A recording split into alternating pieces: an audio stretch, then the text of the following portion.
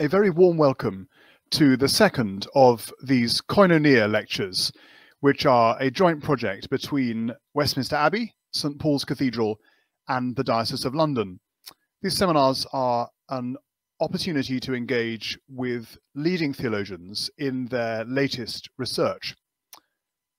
Those of you who were with us last time for Lord Williams' lecture may remember the format that our speakers will present, during which time you can leave your questions in the online comments box, which I will ask for you if there's time towards the end of the session.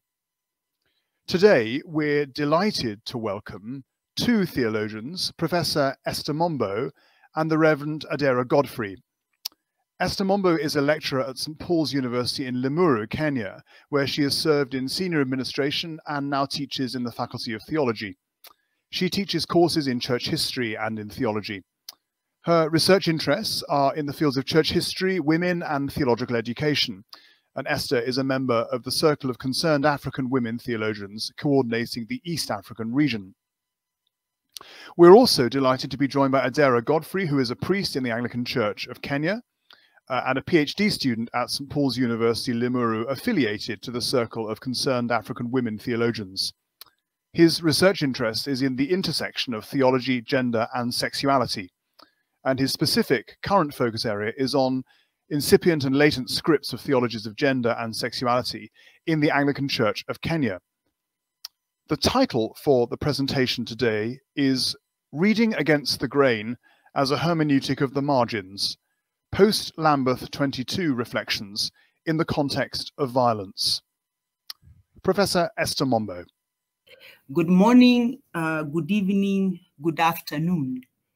We are grateful for the invitation to participate in this Westminster Abbey and St. Paul's Cathedral Koinonia series. Adera and I will be presenting this lecture, and I want him to greet you before I continue. Greetings to us all. It's a privilege to have this moment that we share together. We thank God for the blessing of internet, that we're able to communicate in various places and to engage theologically. I look forward to our engagement today. Thank you so much. Adera is a young theologian who keeps me on my toes and brings to light areas where I'm having cobwebs. He cleans those cobwebs, and we continue to work together. He is a member of the Circle of Concerned Women Theologians, which is a women's organization, but he is one of those allies and friends, and we work very well together. And as a student, a delight to work with him. In public discussions earlier this year, and particularly from May, most Kenyans had two things in mind. First, it was elections and bringing in a new government, and the fears and anxieties about what the new government will look like and who will win in these very contested elections.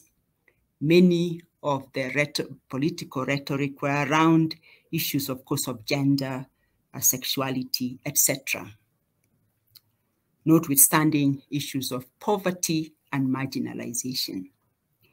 Within the Anglican Church, the thing that was in the forefront of both the social medias of WhatsApp and also in discussions was, of course, the Lambeth Conference. The discussions went on about the Lambeth Conference, and in other denominations, the discussions were around the World Council of Churches assembly that was coming in September after the Lambeth Conference. The discourses around the Lambeth Conference were mainly questions about the themes of the conference and ways in which the discussions would take place. From those that had attended Lambeth conferences in the past, the fears of the resolutions that were going to take place there were real. And even among my students, you could hear, so what resolutions are going to be passed? Among the invited guests, of course, there were fears around who will be allowed to go because all of us needed to have a visa to enter Britain. But the major question among the Anglican congregants was which bishop was going to go and who was not going to go and why they were not going to go. Of course, there were assumptions of why some bishops would go and why others would go. The fear of the themes that would take place in Lambeth was real. Most of the people who attended the Lambeth conference in the end had not even attended or participated in the pre-Lambeth conversations that were around the text of study, and particularly the text of 1 Peter. When Lambeth came, there are those that went to Lambeth and those that did not go. During the Lambeth conference, those that were there spoke about how well it was organized. And they talked about the calls that had been made. And when they returned, not much appeared in our dailies as it used to appear in the past Lambeth conferences. Teaching a class of students, I was asked to share on the resolutions that took place. I told my class that there were no resolutions, but there were calls, which we will come to later. And one of the calls that I shared with my students was the call on human dignity. And many of them were saying, what is that? Why can't you give it the name that you are giving? What are you hiding in the whole topic of human dignity? So thinking about what we were going to speak about today, we wanted to look at what is silent within the calls and wondered why there has been a lot of silence even among the bishops that attended and returned to this country. When we saw that it was going to take place on the 23rd, when on the 25th, we launched the 16 days of activism against gender-based violence. We then chose the topic, reading against the grain as a hermeneutic of the margins, post-Lambeth 22 reflections in the context of violence.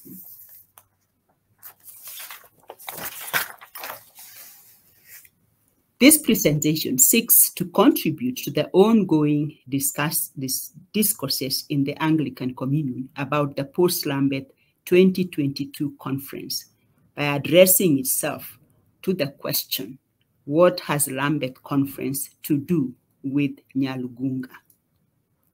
Nyalugunga is a geographical location in Kenya that is used here metaphorically to represent any social locations of marginality within the Anglican Church in Africa.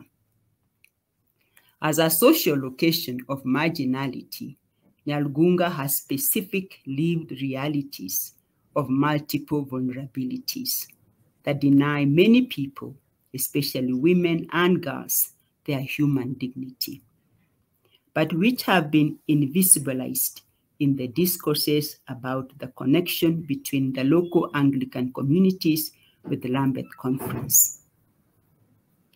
These realities have been invisibilized because the issue of human dignity in reference to the Lambeth Conference has sadly been trivialized to mean human sexuality. Andrew Goddard laments that there is a tendency to think that the difficulties in the communion are simply about sexuality. But this, although highlights one key issue, is, I think, wrong on a number of counts. The difficulties in relation to sexuality arise because of deeper differences concerning authority, theological method, and of course, the interpretation and authority of Scripture, both in relation to specific texts and more generally. Drawing from this challenge, this paper seeks to bring stories of human dignity from Nyalugunga to the panoply of ongoing Lambeth discourses. The stories demonstrate how interpretation of scriptures against the grain of the Anglican Church of Kenya, heteropatriarchal normative, has become a tool of asserting human dignity in a context of sexual and gender-based violence. This discourse is situated in the in-between Lambeth discourses.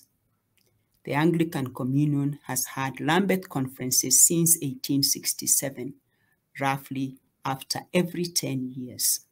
Other than this year, because of COVID, it went beyond the 10 years. After every Lambeth, there have always been an in-between period of all kinds of post-discourses and pre-discourses. The post-Lambeth discourses are largely reflections from the proceedings of a concluded conference, while pre-Lambeth discourses are reflections towards the next Lambeth. However, these in-between discourses have remained ideological rhetoric based on historical and geographical disparities across the Anglican Communion in terms of where power rests and its embodiment in space, place, and locality. Moreover, in the recent past, these in-between discourses have largely focused on disagreements from regions on fundamental questions on human dignity within the Anglican Church. Labels such as the South, the North, revisionists, among other labels, have only served to entrench versions of theological essentialism that have defined regions as one uniform entity, vouching for one meta-narrative. There are, however, incipient imaginaries, especially from Africa, that continue to subvert the essentialist discourse about regional positions on issues of human dignity, and which have not been sufficiently theorized and explored. These incipient imaginaries are reflections and response based on lived realities of those in the margins. Our focus of gleaning from these incipient imaginaries is premised on the Lambeth's affirmation about the place of local appropriations of the gospel call for life in abundance. The call states that, however, international Anglicanism often emerged in the context of colonialism. We acknowledge the existence and ongoing impact of an imperialist Anglicanism involved in dehumanizing practices predicated upon cultural and racial supremacy. Any Christian commitment to human dignity must celebrate the rich diversities of contextual theologies and take account of Anglicanism's complicity in brutal and extractive colonialisms. That is from the Lambeth Call. With this assertion, the post-Lambeth 22 Anglican Church is therefore invited to pay attention to diversity of formulations which, though not strictly compatible with each other, are not to be regarded as rendering each other invalid. This is because instead of resolutions which are largely based on the majority have both their way and say, and the minority required to oblige, the Lambeth Calls recognized diversity in thoughts, exemplified the value of unity in diversity,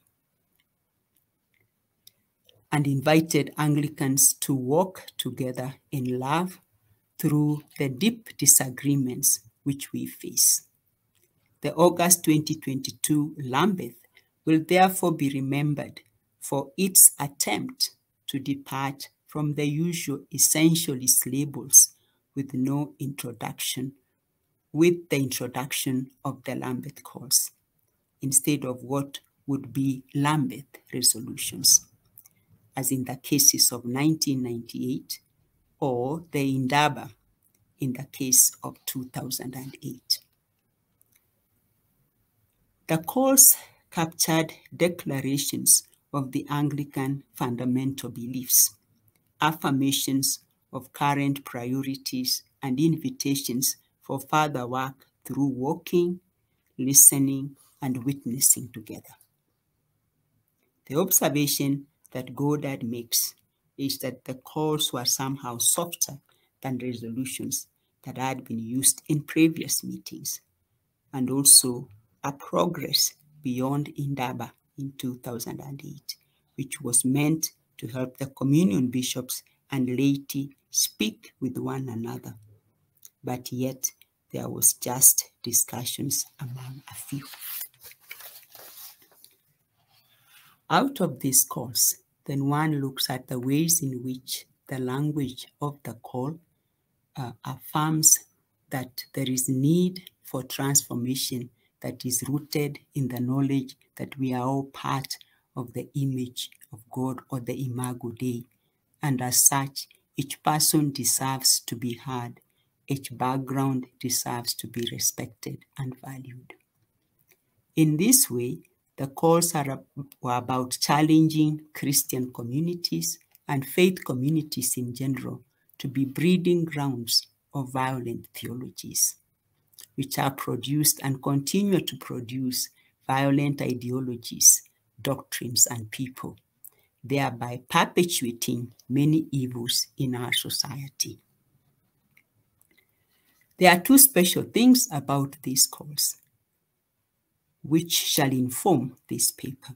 First is their inconclusiveness, which opened a window for post-Lambeth dialogue and even reconsiderations. Secondly is on how they valorized contemporaneity over obligation of fidelity to tradition as the church functions in prayer and reflection, and in fellowship and dialogue on church and world affairs. As such, obligations of fidelity to tradition was dialectically engaged with the equal obligation to the contemporaneity, how Christian life must make sense in its own time, must be truthful and right-making, and promote the good in whatever world we find ourselves. It is therefore only fair to assert that the proceedings of this particular Lambeth conference brought to the fore the need to listen in fresh ways to how the margins and the marginalized engage with the scriptures and to tradition in the in-between discourses.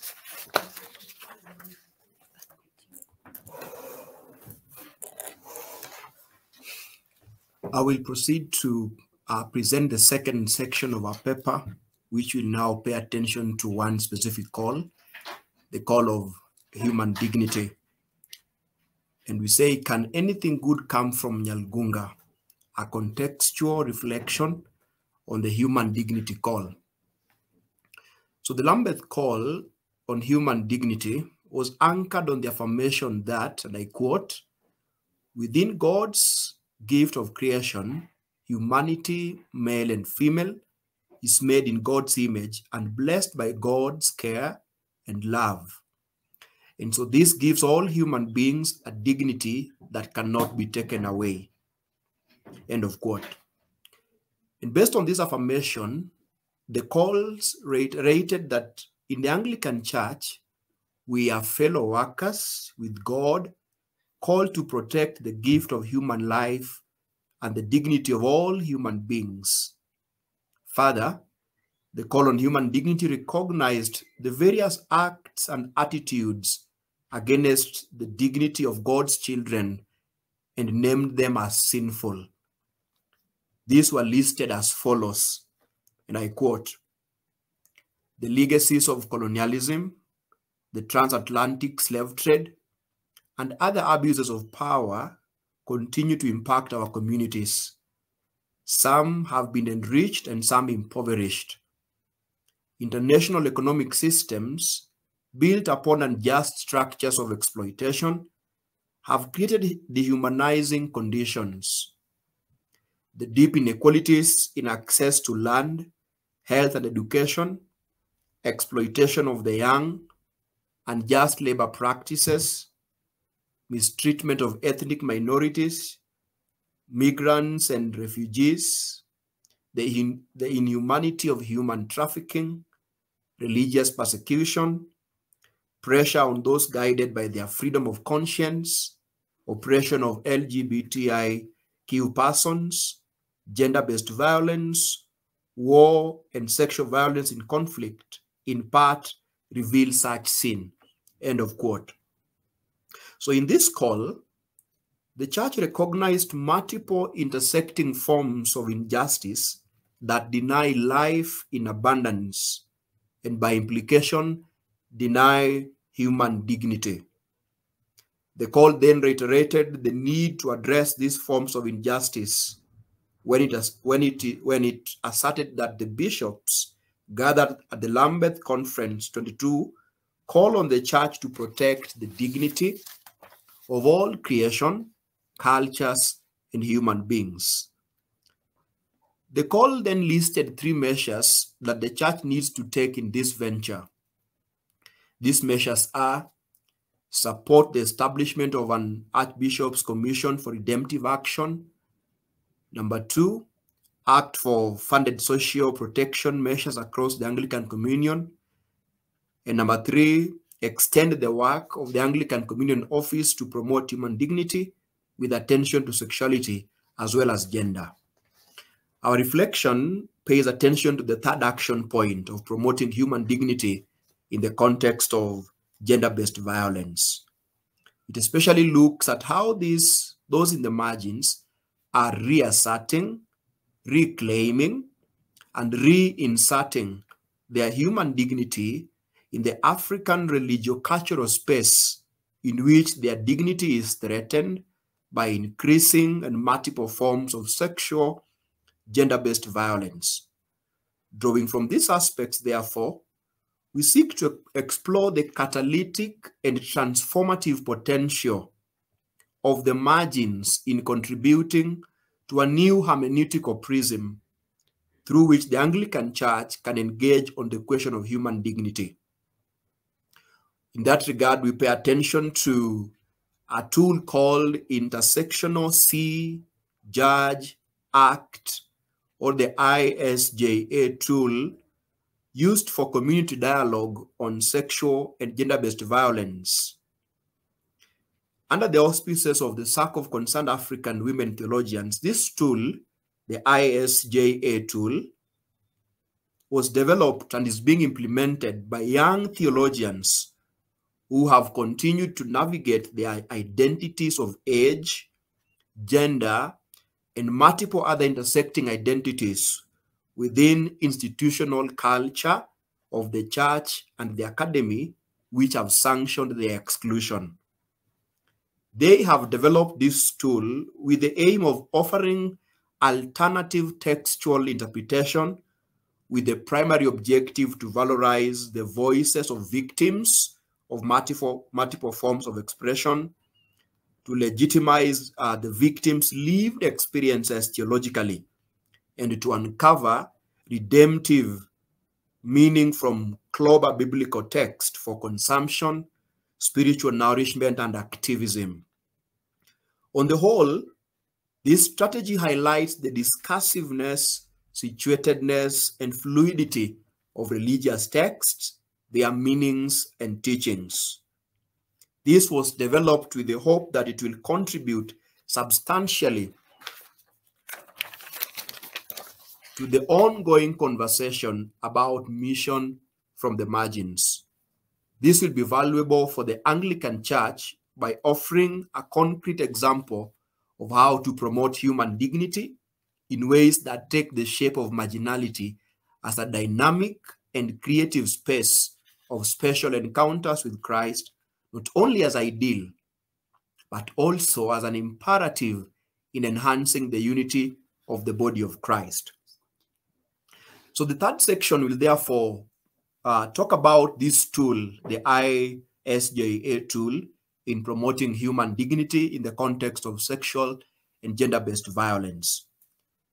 So the ISJA tool is anchored on contextual Bible study reading and on models in Africa, especially the participatory and dialogical contextual Bible study method echoed in the story of the walk to Emmaus in the Gospel of Luke 24:13-35, and which has been concretized in what is called the 7-step process of contextual Bible study method proposed to us by Gerald West.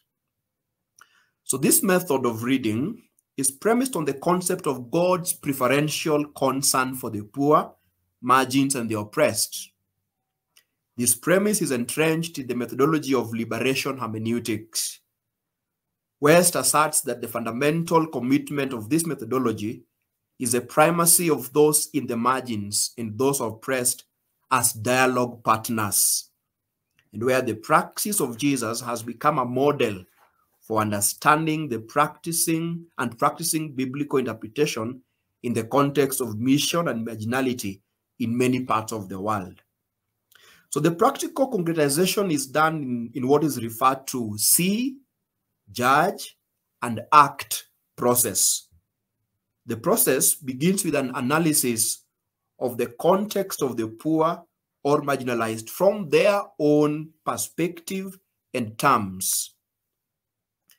This first moment, see, then leads to the next in judge, in which the Bible is used to judge social reality. It asks the question of whether this reality conforms to God's good news of life in abundance for all human beings. The third moment, act, leads then into specific action, where a community or congregation decides how to work towards God's will being done on earth as it is in heaven. So within this overall see, judge, act process, contextual Bible study therefore moves between two sets of participatory questions and exercises that bring biblical text and local context into dialogue. The community consciousness questions, which is the first one, which begin and end the contextual Bible study process, draws directly on the readings, experiences, and resources of a particular local community of the oppressed and marginalized. The second set of questions about critical consciousness, questions and exercises require a slow and careful rereading of the details of a particular biblical text. In this entire process, the intersectional see, judge, and act tool is an action-focused and religious and cultural issue analysis tool. It is used to identify and analyze issues from a religious and cultural perspective and to facilitate personal, social, and systemic transformation. Using a religious text and a chosen contextual topic as a starting point, a community study is designed.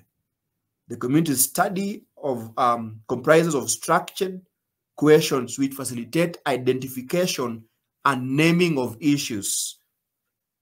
That was called C, analysis of their impact from the perspective of those affected, judge, and planning of actions for intervention led by those affected, act. That is done in order to realize the intended change. So in the context of sexual gender-based violence, the ISJA tool is being used to facilitate identification and analysis of traditional and emerging sexual and reproductive health and rights issues from the Bible and their connection to lived realities in our context today. The rape of Tamar in Genesis 38 have been a critical text in these discourses. From this text, participants have raised lots of SRHR issues such as rape, violence, gender injustice, sexual preferences, incest, issues of consent, contraception, silence, bodily autonomy, and shame as critical issues within our context.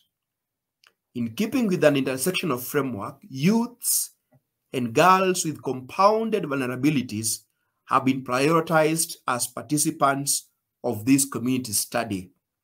That way, minoritized youths are facilitated to speak for themselves and lead the process of identifying and planning suitable intervention actions towards enabling their access to sexual and reproductive health information and services, and towards community-based interventions to the critical issues raised through the study. The success story of this tool cannot be underestimated. In general, the tool has led to the recognition that all people in their diversity have the right to embrace, express, and celebrate their dignity, including sexual well-being. Secondly, it has led to the recognition of the need for faith communities to create safe spaces and engage in affirming theologies that is centered on God's promise for life in abundance.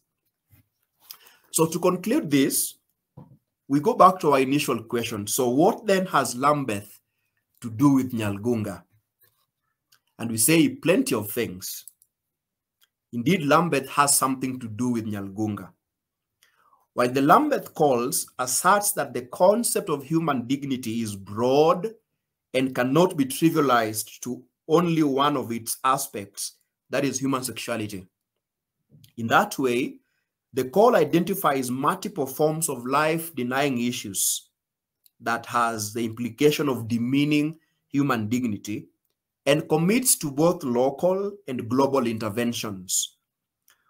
While the institutional culture of the Anglican Church of Kenya and her partners in GAFCON have been suspicious of this dignity call and equated it to the imperial imposition of homosexuality upon the church, the ISJA tool have demonstrated how through incipient imaginaries, those in the margins have taken seriously how broad and all-encompassing the dignity call is.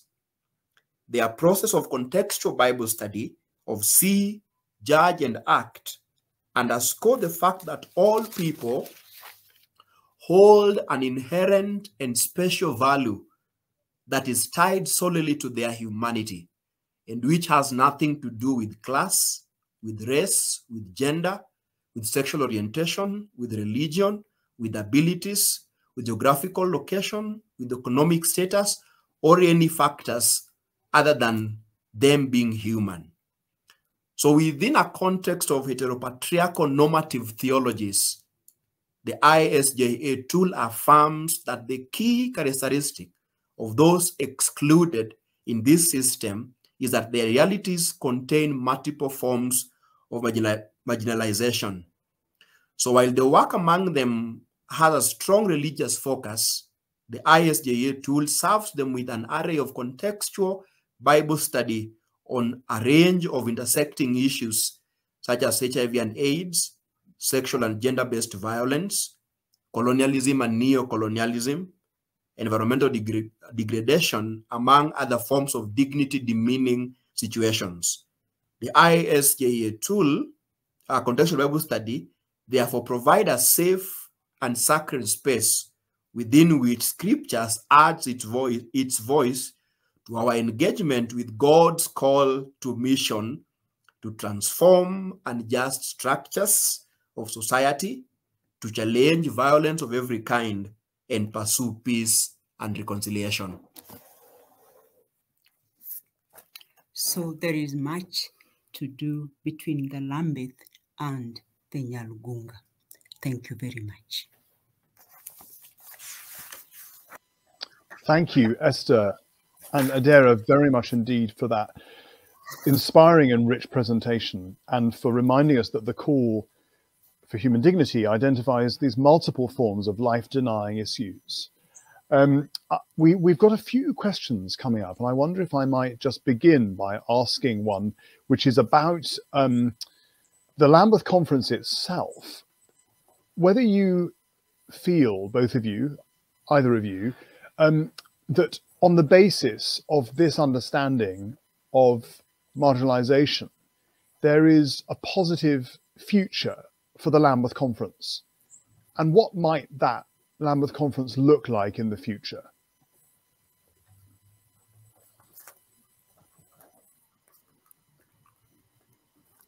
Do you want to ask to answer that, or you want? Yeah, please. Yes. What might the Lambeth Conference look like in the future, taking seriously the kind of engagement with diversity and particularity that you've spoken of?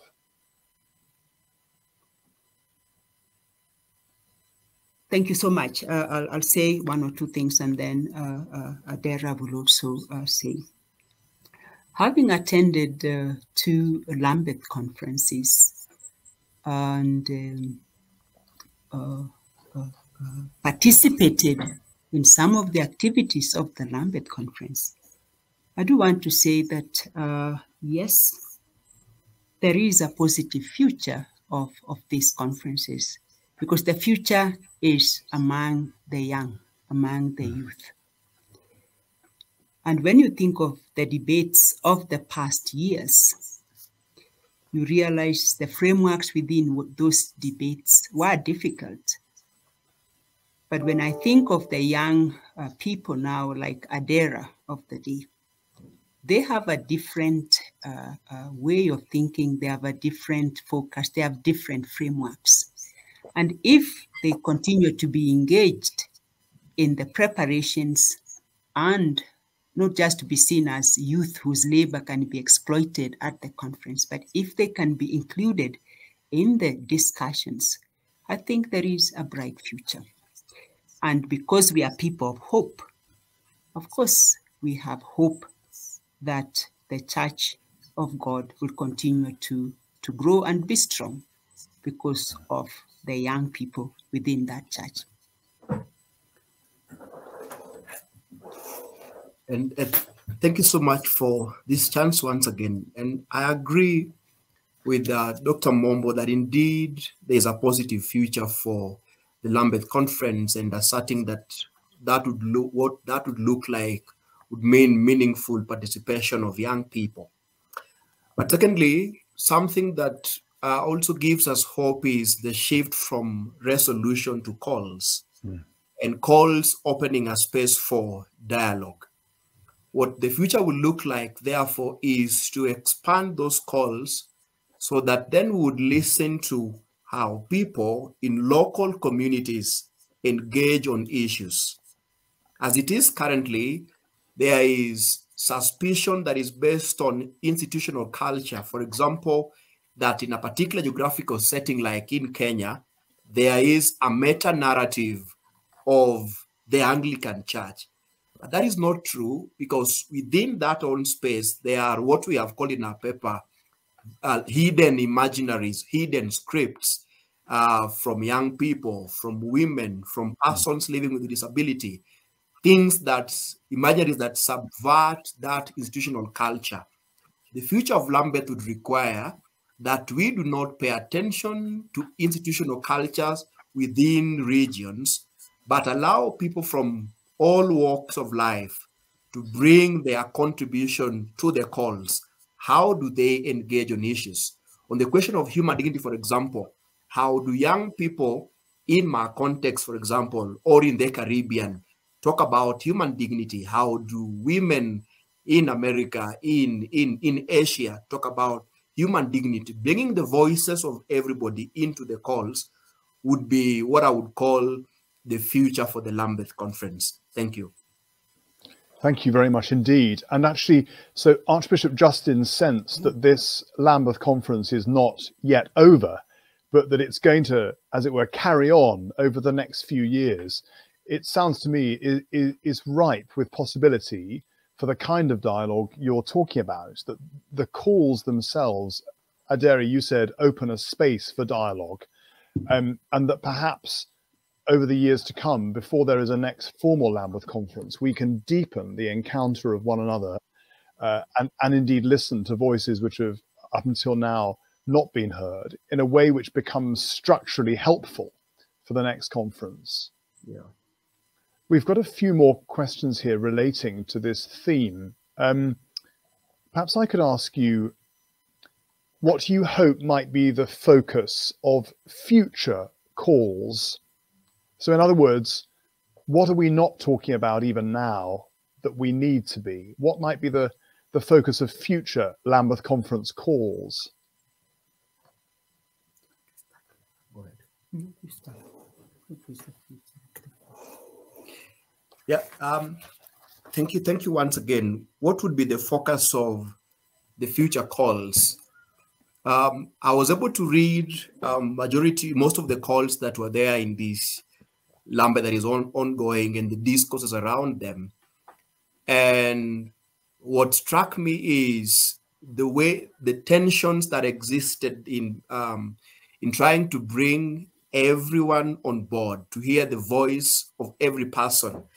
And what that does, there are issues that were hushed or not properly engaged. For me, as a person and as a young clergy, I would want the future calls to address particular issues that cause division in the Anglican Communion.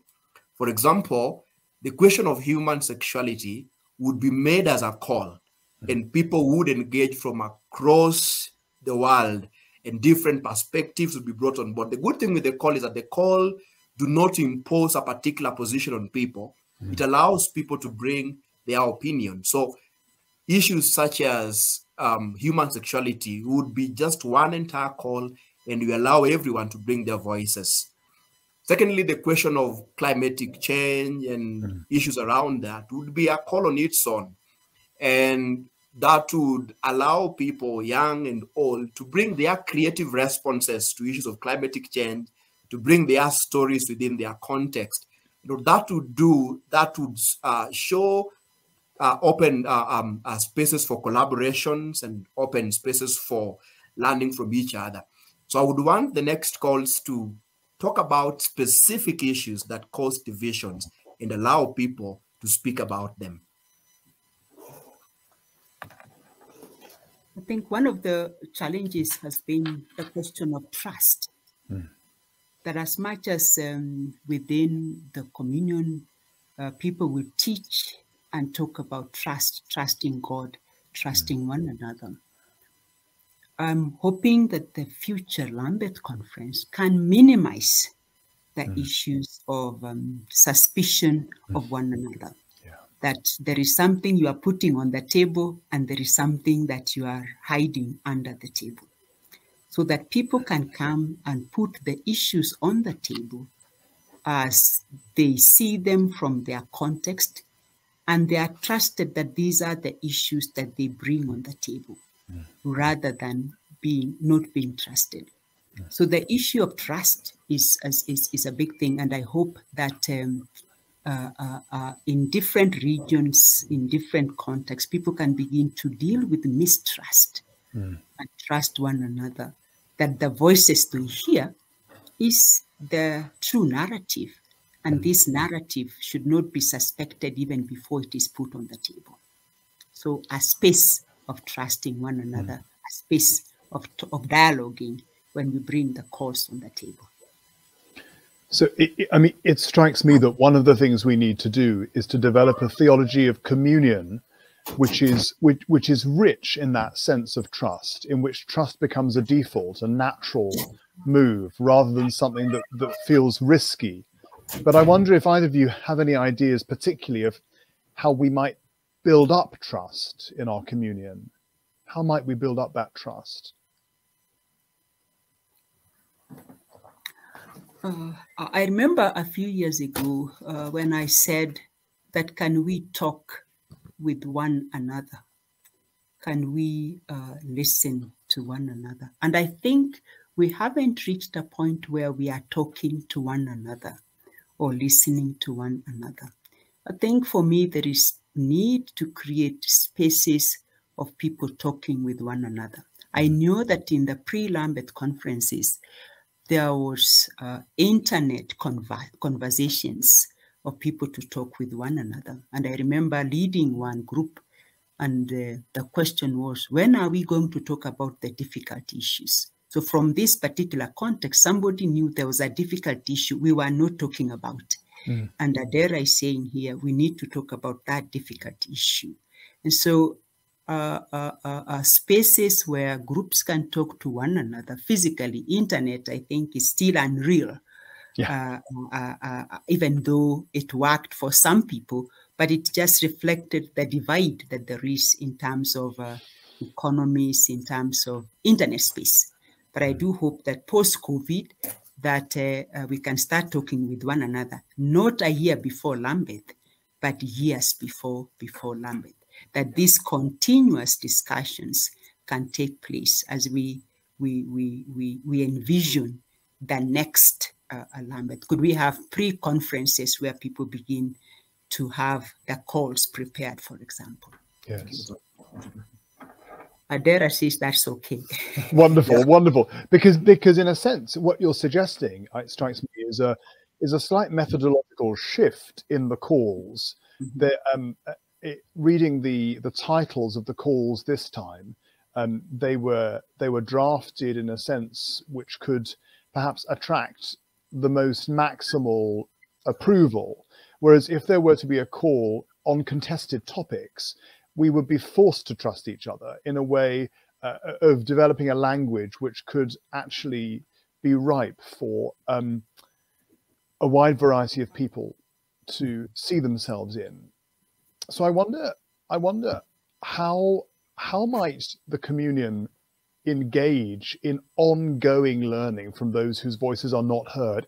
Esther, you rightly, in my view, mentioned the limitations of online work, but how might we as a communion, including ordinary people in the pews, people who just come to church on Sundays, how might we engage in ongoing learning from those whose voices aren't heard? How do we hear each other better? Thank you so much. How do we engage in ongoing learning? And I would say two things. One, let's participate. For a very long time, and as we've said in our paper, there are ongoing imaginaries, there are ongoing conversations in various spaces. Let's participate in those ongoing conversations. And this requires that even the way we structure our theological education, the way we structure our theological conversation should change, that everybody brings something to the table. By participating, you participate either as a guest or a host. And being a host, you go to a space where you admit that there's something special happening here. God is working in your midst. I don't understand it and I want to listen to it. So as a guest, you humbly accept to learn from the host. As a host, you also accept that a guest is coming to your space and they may not know some things. They may not approve some things that they see, and respect also their point of view. So number one is participate. Number two is to be open. And by being open, I mean, for example, there are difficult issues in the communion that we do not talk about largely. Let's be open about those things, that there is nothing we are hiding. There is nothing we don't want to talk about. Let's be open about them. And openness is tied to the first one of participating. Allow people to bring their voices and to bring their lived realities and experiences into the dialogue space here.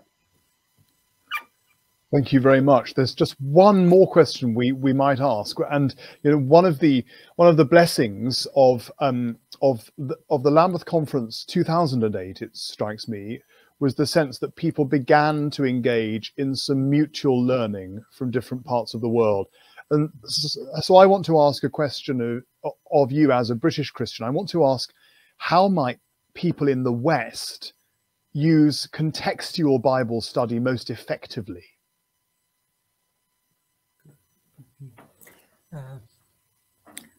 Thank you so much. And contextual Bible study had started a while ago, and it's been going on in most parts, South Africa, Eastern Africa. It has moved away from a point where it was suspect and to a point where it is received, or there is a reception. Each context is different. Let's agree. And the Bible is viewed or perceived differently in each context. While in some contexts, like where we are, the Bible is the book that each person has or quotes, whether it is in politics or in economics. They quote the quote. Other places, perhaps it is not the common book. But I do wonder whether churches can begin to use contextual Bible studies, not in big spaces, but in smaller spaces. Either they are in Sunday school or youth gatherings or other gatherings that are not very formal. Because formal, a Sunday service, the expectations is a sermon, right? And so trying to engage people before the sermon, so there is interest in terms of, yes, this is a text we can also read. We don't have just to depend on the one theologian, but we can also read. And that's why in Nyalugunga, that the only text you can find in the village is the Bible. So it is in the hands of everyone. It is in the hands of women who are selling fish. The only book they may have is the Bible. Yeah. The stories are told, so they can narrate the stories. So it's rescuing this text from the cathedral and bringing it to the congregation, and it can be brought through the homes, through the Bible studies, through the other meetings other than formal meetings. So it's just how do we rescue the Bible from the hands of the few and put it to the majority congregation? I would just add one thing. I know historical critical methods and many other ways of reading the Bible are steeped so much within the academic space.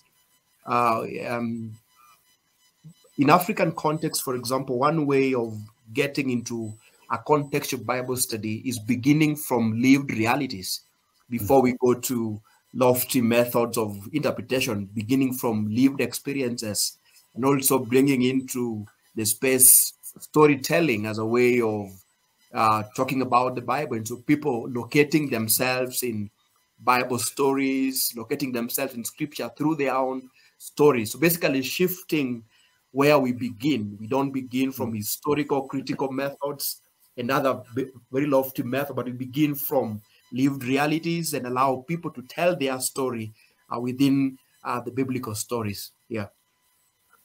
Fantastic, thank you. And that's a challenge for every church in every culture, an opportunity for every culture to find their own stories, as it were, in the great story of God's love, which is given to us in the Bible. Thank you. Huge thanks to Esther and to Adera for being with us this afternoon here in the UK, this morning in Kenya. You've given us so much richness, this sense that the Christian life needs to make sense in its own time, in every generation, and a sense of great hopefulness and trust that actually, because of the gift of the church, the gift of our communion, we can learn not just to understand each other better, but to love each other deeper. And let's pray that as we move forward, not just to the next Lambeth Conference as an event in the future, but in this ongoing Lambeth Conference, where more voices can be heard, where more people can find themselves implicated in this sort of dialogue, this kind of exchange, that we might learn to know and to love the living Christ, and therefore to love one another more deeply. A huge thanks to all of you for joining us today for this Koinonia lecture, which has been so inspiring. It will be up on YouTube for you to enjoy and to engage with, to continue the conversation in your own contexts. The next of the Koinonia lectures are advertised on the websites of Westminster Abbey, St Paul's Cathedral and the Diocese of London. You're invited to join us in person for a lecture from Professor Grace Davey in St Paul's Cathedral in January, and then a few online sessions before the summer when we will hear from Dr. Rennie Choi in Westminster Abbey. But once again, to close, huge thanks to Esther and to Adera. It's a joy to celebrate our communion together in this way. And thank you all for joining us. God bless you. Thank you. Thank you so much for inviting us. Thank you so much. We say asante sana in Kenya. Asante sana. Yeah. Thank you.